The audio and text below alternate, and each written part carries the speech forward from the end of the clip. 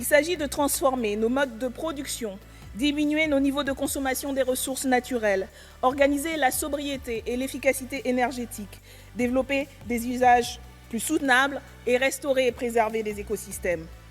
Sortons du productivisme qui mène à l'épuisement des sols comme les agriculteurs et agricultrices.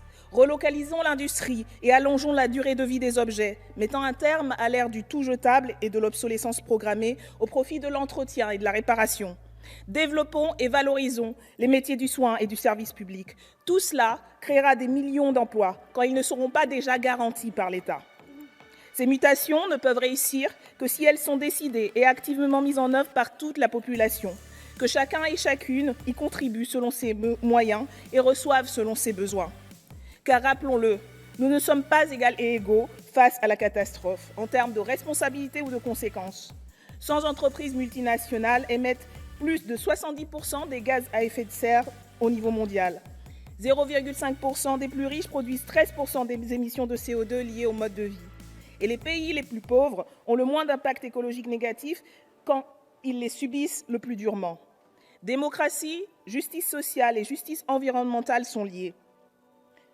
Au-delà de cette assemblée, cette résolution s'adresse à Greta Thunberg, Ridhima Pandey, Autumn Pelletier, Léa Namuguerwa, Marie Copney et les jeunes en grève pour le climat partout dans le monde.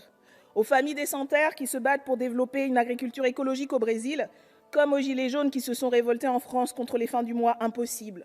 Aux habitants et habitantes de Flint, empoisonnés par l'eau, comme à celles et ceux des Antilles, contaminés au chlordécone. Aux salariés menacés de licenciement alors que leurs entreprises vont bénéficier de milliards d'argent public en France, comme aux ouvriers et ouvrières du Bangladesh qui perdent leur vie dans les ateliers de misère et aux enfants exploités dans les mines du Congo pour enrichir les géants du numérique. À toutes celles et ceux qui luttent chaque jour pour un monde plus vivable, respirable et juste. Nous ne promettons pas une révolution tranquille, nous esquissons quelques points de repère d'un immense défi collectif à relever.